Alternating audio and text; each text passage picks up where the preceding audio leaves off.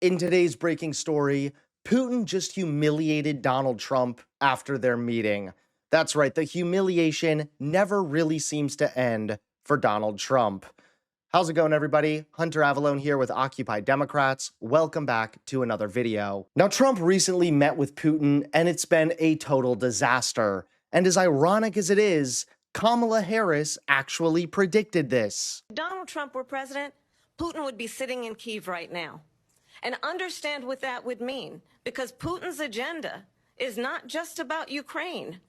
Understand why the European allies and our NATO allies are so thankful that you are no longer president, and that we understand the importance of the greatest military alliance the world has ever known, which is NATO, and what we have done to preserve the ability of Zelensky and the Ukrainians to fight for their independence.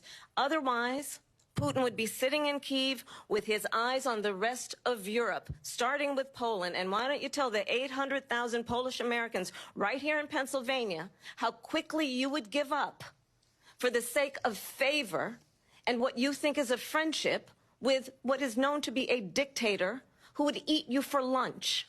And after this disastrous encounter, Trump has been nonstop mocked. Our European allies, and I was over there just a couple weeks ago, are very concerned about where we go with this and how much more they're going to have to do and carry on their own. And they should do a lot on their own, no question, but they've always counted on us. Now, flip this to being soft on Russia also means that we end up being soft on China, because if China was to move on Taiwan, there's no European ally for a second would consider even jumping in with us after watching us abandon Ukraine. So today, Donald Trump masterfully demonstrated the art of no deal. This joint news conference was anything but. It was not a news conference. There were no questions taken by either leader. Brett, is it safe to say, since he didn't come out and say this is a ceasefire, a cessation of violence, that that is something we didn't get all the way there? I mean, I think they would have led with it. It would have been the thing that they would have led with, that we agree to a ceasefire. We didn't hear it. And I think that could be disappointing. Jackie, I was surprised no questions. I was surprised no details on what progress was made. I think you and me both, Brian, and everyone else in this room was also surprised. There were a few things that were very unusual. You had Putin come out and address the press first. I mean, we are on U.S. soil here. Usually it is the leader of the country, the host country of a summit, that speaks first and addresses the room in their language. But Putin started right off in Russian. And now Putin just humiliated Donald Trump after their meeting. Take a look at today's top story. We can see Air Force One. It's on the tarmac. The Eagle has landed, but we haven't yet seen the lovely blonde orange hair of Donald Trump. What's the atmosphere like there on the tarmac? Oh my gosh. Well, I have to say that what I am witnessing right now is hard to believe. It's absolutely remarkable what we are looking at right now. And Vladimir Putin's plane hasn't even landed yet.